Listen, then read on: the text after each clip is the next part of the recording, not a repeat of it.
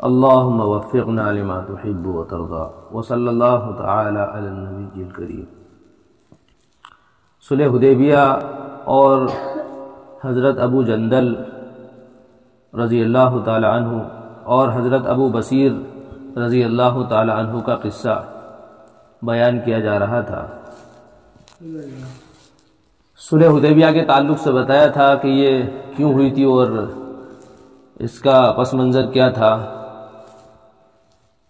سن 6 ہجری میں جب حضور اقدس صلی اللہ علیہ وآلہ وسلم عمرے کے ارادے سے مکہ تشریف لے جا رہے تھے، یہ بھی بتایا تھا صلی اللہ علیہ وسلم یہ بھی پڑھتے ہیں اور صلی اللہ علیہ وآلہ وسلم یہ بھی پڑھتے ہیں، جس طرح اللہم صلی علی محمد وعلی آل محمد، تو یہاں پر وہ آلہ ہی بڑھا لیا کہ آپ پر بھی رحمت ہو اور آپ کی آل پر بھی رحمت ہو۔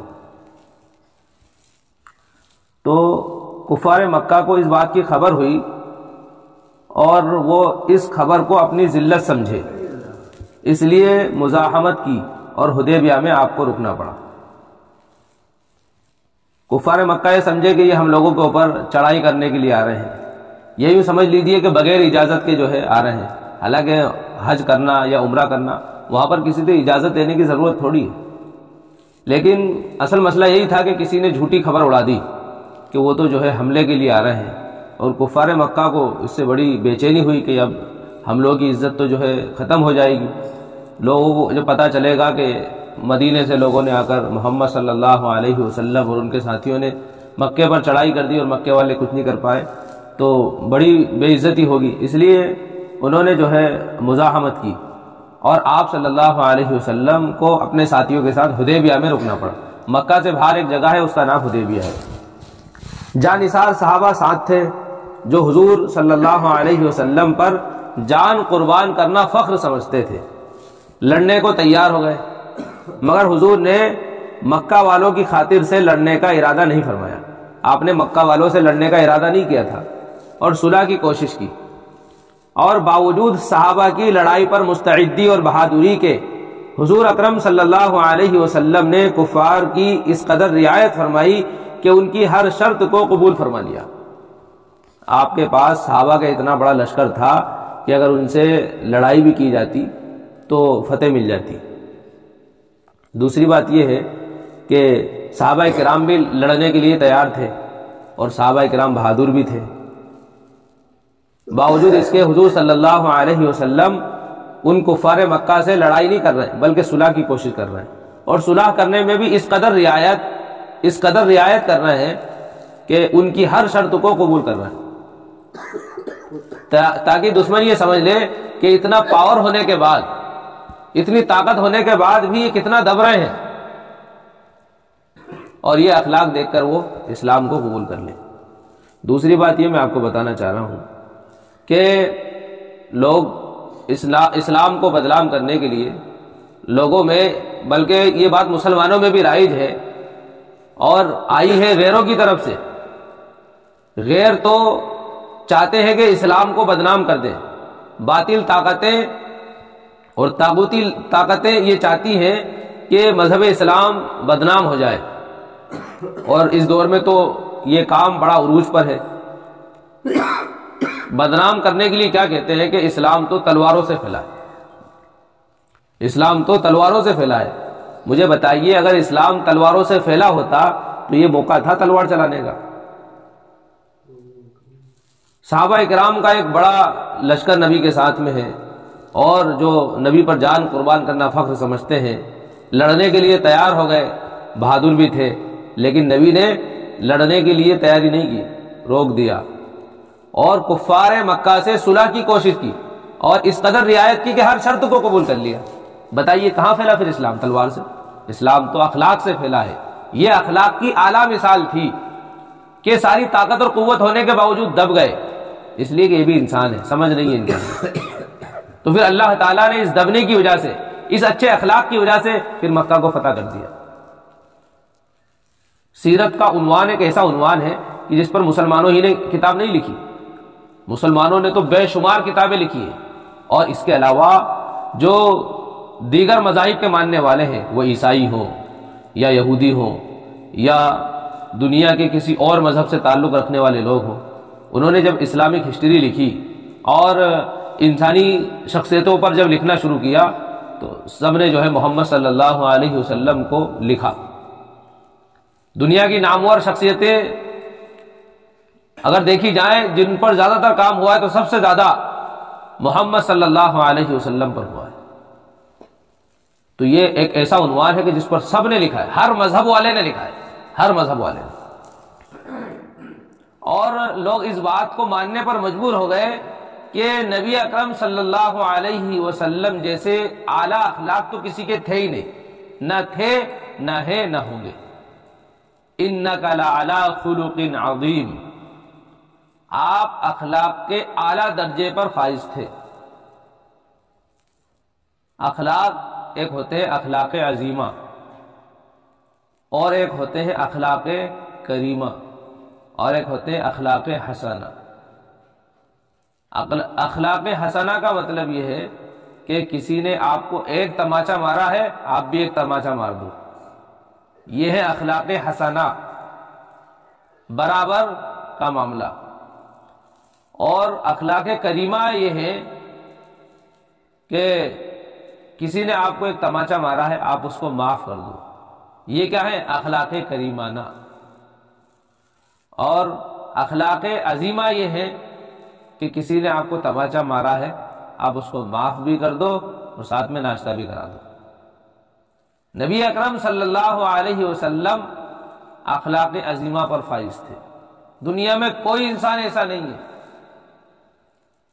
دنیا میں کوئی انسان ایسا نہیں ہے جو اتنے اعلیٰ درجے کے اخلاق رکھتا ہو۔ اس کا یہ مطلب نہیں کہ نبی کوئی بزدل تھے۔ اور یہ تماچا مارنے کی مثال میں نے اس لیے دی ہے کہ تاکہ سمجھ میں آ جائے، اس لیے کہ سمجھ میں آ جائے۔ نبی پر اوجڑی ڈالی گئی، نبی نے کوئی بدلہ لیا؟ برا بھلا کہا گیا، کوئی بدلہ لیا؟ نہیں لیا۔ نبی کے لیے ابو جہل نے گڑھا کھودا گرانے کے لیے، یا نبی نے کوئی برا بھلا کہا یا کوئی بدلہ لیا؟ نہیں لیا، بدلہ نہیں لیا، بلکہ اس کے باوجود ان کی فکر کر رہے ہیں، ان کو دین سمجھا رہے ہیں، آخرت سمجھا رہے ہیں۔ اِنَّكَ لَعَلَىٰ خُلُقٍ عَظِيمٍ۔ حضرت عائشہ رضی اللہ تعالی عنہا سے جب پوچھا گیا کہ بتاؤ کہ حضور کے اخلاق کیسے تھے، تو آپ نے فرمایا کہ تم قرآن نہیں پڑھتے ہو؟ قرآن پڑھو، پورا کا پورا قرآن میرے نبی کے اخلاق سے بھرا ہوا ہے۔ خلقہ القرآن، ان کے اخلاق، قرآن تو ان کے اخلاق تھا، ان کے اخلاق قرآن ہی میں تمہیں ملیں گے۔ تو بہرحال میں بتانا چاہ رہا ہوں کہ یہ اخلاق کی اعلیٰ مثال ہے۔ پاور اور طاقت اور قوت ہونے کے باوجود آپ نے صلح کی، لڑے نہیں آپ۔ اگر لڑتے تو یہ تو وہ دشمن تھے جنہوں نے آپ کو مکہ سے نکالا تھا، گھر سے بے گھر کیا تھا۔ یہ تو وہ لوگ تھے جہاں پر آپ کی بیٹیوں کو طلاق دی گئی، یہاں پر وہ لوگ آباد تھے جنہوں نے صحابہ اکرام کو طرح طرح کی تکلیفیں دی۔ ابھی ایک واقعہ آگے آئے گا، وہ واقعہ اگر آپ سنیں گے تو سچے دل سے آنکھوں میں آنسو آ جائیں گے۔ اتنے ظالم و جابر لوگ تھے، نبی نے جو ہے پھر بھی کوئی بدلہ نہیں لیا بلکہ صلح کی کوشش کی، اور صلح میں جو یہ شرط رکھ رہے ہیں سب منظور کر لی۔ صحابہ کرام کو اس طرح دب کر صلح کرنا بہت ہی ناگوار تھا، مگر حضور صلی اللہ علیہ وسلم کے ارشاد کے سامنے کیا ہو سکتا تھا کہ جانثار تھے اور فرما بردار تھے۔ صحابہ تو چاہ رہے تھے کہ لڑیں، مقابلہ کریں، اس لیے کہ جانثار تھے، لیکن فرما بردار بھی تھے۔ نبی کا حکم نہیں ہوا تو لاکھ کوششوں کے باوجود بھی انہوں نے آگے نہیں بڑھے، ہتھیار نہیں اٹھائے۔ اس لیے حضرت عمر رضی اللہ تعالی عنہ جیسے بہادروں کو بھی دبنا پڑا۔ میں نے ادب کے اوپر اس سے پہلے کافی سمجھایا، میں نے ادب اگر نہیں ہے تو نہ جنگی اعتبار سے جیت سکتے ہیں، نہ معاشرتی اعتبار سے ہم اچھے بن سکتے ہیں، اور نہ گھریلو اعتبار سے ہم اچھے بن سکتے ہیں۔ وہ معاشرہ، وہ سوسائٹی، وہ تنظیم، وہ ادارہ، وہ جگہ، وہاں کے لوگ جو ہے بہت کامیاب ہوتے ہیں جہاں پر ایک دوسرے کا ادب کیا جاتا ہے۔ جہاں ادب نہیں کیا جاتا، چاہے کتنے ہی بڑے فوجی ہوں، سپہ سالار ہوں، پھر بھی جنگ ہار جائیں گے، اس لیے کہ ادب نہیں ہے۔ ادب انسان کو ابھارتا ہے بات ماننے پر، اور بے ادبی انسان کو بات ماننے سے روک دیتی ہے، اور یہ بات ماننے سے رک جانا یہ شکست ہے۔ اگر جنگ میں سپہ سالار حکم دے کہ چلو تیار ہو جاؤ، اور بے ادبی اگر کرتے ہوں گے تو کوئی بات نہیں مانے گا، اور اس طرح سے جنگ ہار جائیں گے۔ اس طرح سے اگر استاد کی بات نہیں مان رہے ہیں، استاد کا ادب نہیں کر رہے ہیں، ادب نہیں کر رہے ہیں تو بات نہیں مان رہے ہیں، استاد کوئی علم کی بات بتا رہا نہیں سن رہے، تو پھر علم میں کمزور رہ جائیں گے۔ چاہے جس لائن میں آپ چلے جائیں، باپ ہے، باپ کا ادب نہیں کر رہے ہیں تو باپ کی بات بھی نہیں مانیں گے، اور اس طرح سے زندگی کے تجربات سے محروم رہ جائیں گے۔ اس لیے کہ جو تجربات زندگی کے باپ کے پاس ہیں وہ کسی اور کے پاس تھوڑی ملیں گے، اگر مل بھی جائیں گے تو وہ آپ کو تھوڑی دے دے گا۔ تو بے ادبی سے ان تجربات سے محروم۔ اسی طرح بے ادب کہا نا، با ادب با نصیب، اور بے ادب بے نصیب۔ بے ادب بے نصیب کیوں کہا؟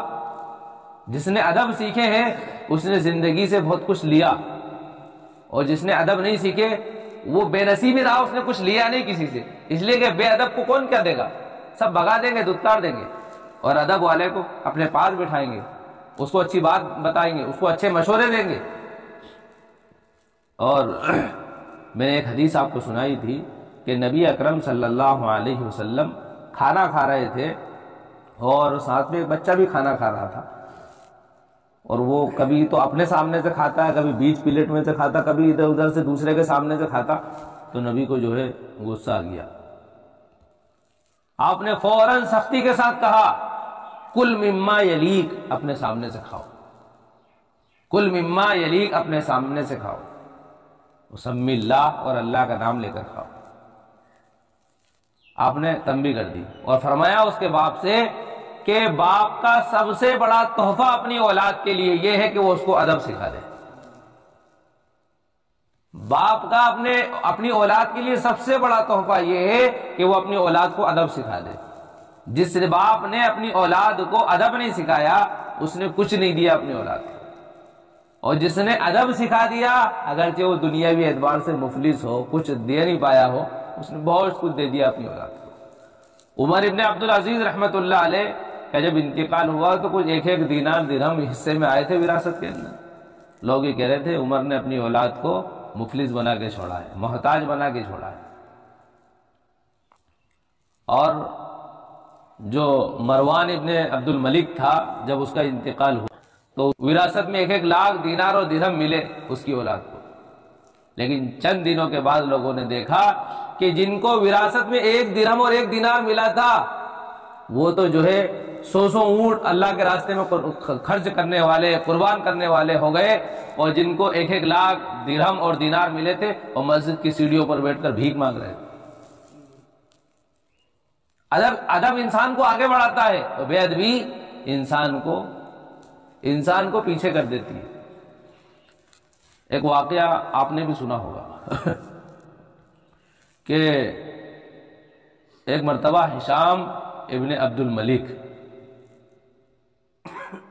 حج یا عمرے کے لیے گیا، اور وہ چاہتا تھا کہ میں جو ہے حجر اسود کو چوموں، حجر اسود کو چومنا چاہتا تھا، لیکن بھیڑ بہت زیادہ تھی، لوگ طواف کر رہے تھے، استلام کا موقع اس کو مل نہیں رہا تھا، سائیڈ میں کھڑا ہوا تھا۔ اتنے میں حضرت زین العابدین رحمت اللہ علیہ آئے، لوگ ان کو دیکھ کر ہٹ گئے، راستہ چھوڑ دیا۔ حضرت گئے اور جا کر انہوں نے حجر اسود کو چوما اور واپس آ گئے۔ ہشام جانتا تھا کہ یہ زین العابدین ہے، یہ اہل بیت میں سے ہیں، یہ خاندان نبوت کے روشن چراغ ہیں، جانتا تھا وہ، لیکن پھر بھی جو ہے بناوٹی باتیں کری۔ یہ آدمی کون ہے، یہ آدمی کون ہے، پھر بھی بناوٹی باتیں کری اس نے۔ اور اس کے ساتھ میں جو ایک شہزادہ تھا اس سے پوچھا یہ کون ہے بتاؤ۔ بڑے فخر سے اس نے کہا کہ یہ حضرت زین العابدین ہے۔ تو فرزدق نے یہ بات سن لی، اور فرزدق بہت بڑا شاعر تھا، بہت بڑا شاعر تھا، اور یہ جانتا تھا وہ کہ یہ جانتا ہے ان کو، پھر بھی جو ہے اپنے آپ کو ایسا بنا کے پیش کر رہا ہے جسے جانتے ہی نہیں ہے، اس لیے کہ انہی لوگوں نے تو ان کے پورے خاندان کو شہید کیا تھا، اس لیے وہ مطلب لا علمی کا اظہار کر رہے تھے۔ تو فرزدق وہ تھا تو بڑا مجرم اور بڑا گنہگار، جلال میں آ گیا، اس سے برداشت نہیں ہوا، اس سے برداشت نہیں ہوا کہ یہ اہل بیت میں سے ہیں، یہ خاندان نبوت کے چراغ ہیں، اور ان کو بھی نہیں جانتا یہ، اور یہ بادشاہوں کے خاندان سے جانتا نہیں ہے یہ، تو کیسا بادشاہ تو جو اتنے بڑی شخصیت کو نہیں جانتا۔ تو انہوں نے ایک لمبا قصیدہ کہا، اس میں خوب نبی کی تعریف اور آپ کے اہل بیت کی تعریف اور حضرت زین العابدین رحمۃ اللہ علیہ کی تعریف، ایک لمبا قصیدہ ان کی شان میں کہا، اور علماء نے کہا کہ اس قصیدے کی وجہ سے اللہ تعالیٰ جو ہے فرزدق کو معاف کر دیں گے، اس قصیدے کی بنیاد پر، اس لیے کہ اس سے پہلے زندگی کا کوئی ایسا عمل نہیں تھا جس سے لوگ کہہ سکے۔ بہرحال اس نے قصیدہ تو کہا، اور جب سب لوٹ رہے تھے تو مقام اسفان ایک جگہ ہے، وہاں پر فرزدق کو گرفتار کر لیا، اس لیے کہ حکومت ان کے ہاتھ میں تھی، گرفتار کر لیا۔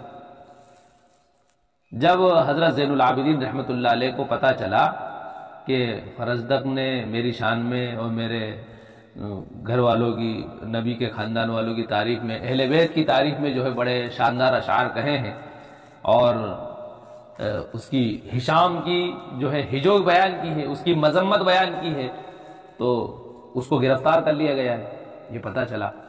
تو جتنے بھی دینار اور درہم ان کے پاس تھے، سب کے سب ایک پوٹلی میں باندھ کے ان کے پاس نذرانہ ہدیہ پہنچا دیا، اور کہا کہ میں معذرت چاہتا ہوں کہ اس سے زیادہ میرے پاس نہیں، اگر ہوتے تو وہ بھی دے دیتا، ہوتے تو وہ بھی دے دیتا۔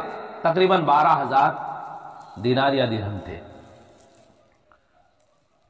اور فرزدق نے ان کو لینے سے انکار کر دیا، اور یہ کہا کہ میں نے جو ہے اس لیے نہیں کہا تھا کہ کوئی مجھے نذرانہ ملے گا، کوئی ہدیہ ملے گا، میں نے تو بس نبی کی محبت میں میرے کو غصہ آ گیا تھا، بس اسی غصے میں نے اتنے سارے اشعار کہہ دیے۔ کہا کہ اسی غیرت ایمانی، غیرت حب رسول پر اس کی مغفرت ہوگی، یہ امید علماء نے جتائی ہے۔ تو پھر حضرت زین العابدین رحمۃ اللہ علیہ نے ابھی جیل کے اندر ہی ہے، جیل کے اندر ہی ہدیہ پہنچایا، اور یہ کہا کہ ہم اہل بیت ہیں، جس کو دے دیتے ہیں لیتے نہیں، ہم اہل بیت ہیں، جس کو دے دیتے ہیں لیتے نہیں ہیں۔ تو پھر فرزدق نے وہ ہدیہ قبول کیا، ورنہ فرزدق بھی وہ ہدیہ قبول نہیں کر رہا تھا، بہت بڑا شاعر تھا، اور جب تک جیل میں رہے خوب اس کی ہجو کرتے تھے، خوب مذمت کرتے تھے ہشام ابن عبد الملک کی، آخر اس نے بھی تنگ آ کر چھوڑ دیا ان کو۔ تو میں بتانا چاہ رہا ہوں کہ ادب، جس نے ادب اپنی اولاد کو سکھایا ہے اس نے بلندیوں کا سفر کیا ہے، اور جس نے اپنی اولاد کو ادب نہیں سکھایا اس کی اولاد سب کچھ ہونے کے باوجود ذلت میں گئی ہے، بس دولت ہے، شہرت ہے، پیسہ ہے، طاقت ہے، سب کچھ ہے، لیکن بولنے کا طریقہ ہی نہیں ہے، بولنے کا طریقہ ہی نہیں ہے۔ تو غریب آدمی بھی اس کی بھلی منہ پہ نہیں کہے، پیٹ پیچھے اس کی برائی کرے گا، اور اگرچہ انسان غریب ہے، مفلس ہے، لیکن ادب اس کی زندگی میں ہے تو سب اس کی تعریف کرتے ہیں، اس کی عزت کرتے ہیں، اور اس کو اچھا مقام دیتے ہیں۔ تو ادب سے ہی انسان ہے، ادب جو نہ سیکھے وہ حیوان ہے۔ بہرحال تو اس لیے کہا کہ جان نثار تو تھے ہی، صحابہ جان نثار تھے، جان قربان کرنا نبی پر فخر سمجھتے تھے، لیکن فرما بردار بھی تھے، اور فرما بردار وہی ہوتا ہے جس میں ادب ہوتا ہے، جس کو پتا ہوتا ہے کہ یہ نبی ہیں، یہ نبی ہیں محمد صلی اللہ علیہ وسلم ہے، ان کے لیے اللہ نے دنیا بنائی، یہ زمین و آسمان کا نظام بنایا، چاند و سورج کا نظام بنایا، پوری کائنات ان کی وجہ سے تخلیق کی گئی ہے۔ یہ ادب کیوں کرتا ہے؟ ان کو بڑا سمجھ کر۔ اسی طرح آج علماء جو ہیں نبیوں کے وارث ہیں، وہ حافظ ہو، عالم ہو، قاری ہو، مفتی ہو، یا کسی درجے میں وہ دیندار ہو، ان سب کا ادب ایک ادنا انسان پر، ہر ایک دوسرے کا ادب کرے، ہر ایک دوسرے کا ادب کرے، اس لیے کہ انہوں نے جو ہے علم نبوت کو لیا ہے، علماء نے علم نبوت کو لیا ہے، تو نبی کے علم کو لے کر چلنے والے یہ نبی کے وارث ہیں، تو پھر ان کا بھی ادب اور احترام ہونا چاہیے۔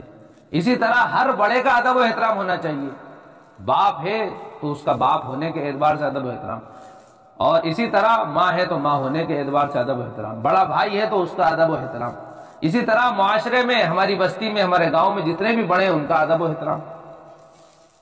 علماء کے یہ حالات تھے اور ان کے اختلاف میں لکھا ہے کہ جو اختلاف ہوتا تھا مسائل کے اندر، وہ ان کا آپسی اختلاف نہیں ہوتا تھا، وہ اختلاف مسائل کی حد تک ہی رہتا تھا۔ کسی مسئلے میں اختلاف ہے، کسی کی رائے ہے، کسی کی ہے، تو وہ اختلاف صرف مسئلے کی حد تک رہتا تھا، کبھی ذاتی زندگی میں نہیں آیا، ذاتی زندگی میں کبھی کسی نے اختلاف نہیں کیا۔ اور اب اللہ رحم کرے، اللہ رحم کا معاملہ فرمائے اس دور کے مسلمانوں پر کہ علماء تو لکھ کر چلے گئے، لیکن وہ اختلاف بعض ناہنجاروں کی وجہ سے عوام میں بھی سرایت کر چکا ہے، جس کو نام نہاد فرقہ اہل حدیث کے نام سے لوگ جانتے ہیں، کہ جو کام علماء کا تھا وہ عوام کر رہی ہے، عوام کر رہی ہے، اور اس طرح سے امت میں اختلاف پیدا کر رہی ہے۔ بڑے چھوٹوں کا، پڑھے لکھوں کا، کسی کا ادب نہیں ان کے پاس، اس لیے کہ بس ہر چیز کو حدیث حدیث حدیث، اور بڑے بڑے اعمال سے محروم، بڑے بڑے اعمال سے محروم، صرف اسی مطلب ہر دھرمی میں اور بے ادبی کے اندر۔ ادب کرے انسان تو پھر اللہ سمجھا دیتا، بے ادب کو اللہ نہیں سمجھاتا۔ بہرحال ایک لمبا موضوع ہے، لیکن اس دور میں بے ادبی کا ایک انبار لگا ہوا ہے، یہ بے ادبی کا ایک جو سمجھ لیجئے کہ ایک آزمائش، ایک فتنے کے طور پر بے ادبی داخل ہو چکی ہے۔ اس بے ادبی کے ماحول میں ادب کرنا یہ انسان کی کامیابی کی علامت ہے۔ تو فرمایا کہ صحابہ کرام جانثار تھے اور فرما بردار تھے، اس لیے حضرت عمر رضی اللہ تعالیٰ عنہ جیسے بہادروں کو بھی دبنا پڑا، دب گئے۔ صلح میں جو شرطیں ہوئی، ان شرطوں میں ایک شرط یہ بھی تھی کہ کافروں میں سے، یہ بہت خطرناک جو ہے ایک ان کی شرط تھی، ایک شرط تھی کہ صلح میں جو شرطیں طے ہوئی، ان شرطوں میں ایک شرط یہ بھی تھی کہ کافروں میں سے جو شخص اسلام لائے اور ہجرت کرے، مسلمان اس کو مکہ واپس کریں گے۔ کافروں میں سے جو شخص اسلام لائے اور ہجرت کرے، مسلمان اس کو واپس کریں گے، یہ شرط طے ہو گئی۔ اور مسلمانوں میں سے خدا نہ خواستہ کوئی انسان مرتد ہو جائے تو وہ واپس نہ کیا جائے گا، وہ واپس نہ کیا جائے گا، بلکہ وہ یہیں مکہ ہی میں رکھ لیا جائے گا۔ یہ صلح نامہ ابھی تک پورا لکھا بھی نہیں گیا تھا، بہت اہم بات ہے، ابھی صلح نامہ پورا لکھا بھی نہیں گیا تھا کہ حضرت ابو جندل رضی اللہ تعالیٰ عنہ ایک صحابی تھے جو اسلام لانے کی وجہ سے طرح طرح کی تکلیفیں برداشت کر رہے تھے کئی دنوں سے، اور یہی نہیں تھے، اور بھی بہت سارے مسلمان تھے جو طرح طرح کی تکلیفیں برداشت کر رہے تھے۔ لوگ نہ ان کو ہجرت کرنے دے رہے تھے اور نہ وہاں پر جو ہے سکون سے رہنے دے رہے تھے۔ اب یہاں پر تکلیف دینے والا کون تھا، اسی کا تذکرہ ہے کہ حضرت ابو جندل رضی اللہ تعالیٰ عنہ ایک صحابی تھے جو اسلام لانے کی وجہ سے طرح طرح کی تکلیفیں برداشت کر رہے تھے اور زنجیروں میں بندھے ہوئے تھے۔ اسی حالت میں گرتے پڑتے مسلمانوں کے لشکر میں اس امید پر پہنچے کہ ان لوگوں کی حمایت میں جا کر اس مصیبت سے چھٹکارا پاؤں گا۔